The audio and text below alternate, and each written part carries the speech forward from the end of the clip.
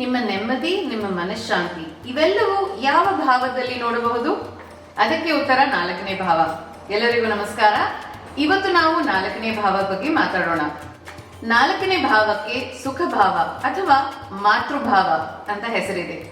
ಇದು ನಿಮ್ಮ ಮನೆ, ತಾಯಿ, ಮನಃಶಾಂತಿ, ಶಿಕ್ಷಣ, ಮುಖ್ಯವಾಗಿ ಹೈಸ್ಕೂಲ್ ಶಿಕ್ಷಣ, ಭೂಮಿ, ವಾಹನಗಳು ಮತ್ತು ಸುಖ, ದಟ್ ಇಸ್ ಇನ್ನರ್ ಹ್ಯಾಪಿನೆಸ್ ವನ್ನು ಸೂಚಿಸುತ್ತದೆ.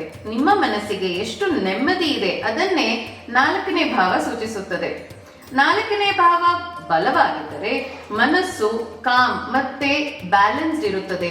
ಮನೆ ಮತ್ತು ಕುಟುಂಬದಲ್ಲಿ ಶಾಂತಿ ಮತ್ತು ಸುಖ, ತಾಯಿಯೊಂದಿಗೆ ಒಳ್ಳೆಯ ಬಾಂಧವ್ಯ, ಶಿಕ್ಷಣ, ಹೈಸ್ಕೂಲ್ ಎಜುಕೇಶನ್ ಚೆನ್ನಾಗಿರುತ್ತದೆ. ಮನೆ, ಜಮೀನು, ವಾಹನಗಳು ವಿಷಯದಲ್ಲಿ ಅದೃಷ್ಟ ಉತ್ತಮ. ಆದರೆ 4ನೇ ಭಾವ ದುರ್ಬಲವಾಗಿದ್ದರೆ ಮನಸ್ಸು ಅಶಾಂತ, ಮೂಡ್ ಸ್ವಿಂಗ್ಸ್, ಚಿಂತೆ, ಮನೆಯಲ್ಲಿ ಶಾಂತಿ ಕಡಿಮೆ, ಪದೇ ಪದೇ ಒತ್ತಡ, ತಾಯಿಯೊಂದಿಗೆ ಹೊಂದಾಣಿಕೆ ಕಡಿಮೆ ಅಥವಾ ಮಿಸ್ಅಂಡರ್ಸ್ಟ್ಯಾಂಡಿಂಗ್ಸ್ ಬರಬಹುದು. ಎಜುಕೇಶನ್ ನಲ್ಲಿ ಹಲವಾರು ಅಡಚಣೆಗಳು, ಅಂದರೆ ಹೈಸ್ಕೂಲ್ ಎಜುಕೇಶನ್ ಡಿಸ್ಕಂಟಿನ್ಯೂ ಅಥವಾ ಬ್ರೇಕ್ ಬರಬಹುದು. ಮನೆ, ಜಮೀನು, ವಾಹನಗಳ ವಿಷಯಗಳಲ್ಲಿ ತೊಂದರೆ, ಮನಸ್ಸಿಗೆ ಸಂತೋಷ ಕಡಿಮೆ. ಸಂಸ್ಕೃತದಲ್ಲಿ ಹೇಳ್ತೀವಲ್ಲ, ಯತ್ರ ಅಸ್ತಿ ಗೃಹೇ ಶಾಂತಿ ತತ್ರ ಅಸ್ತಿ ಸುಖಂ.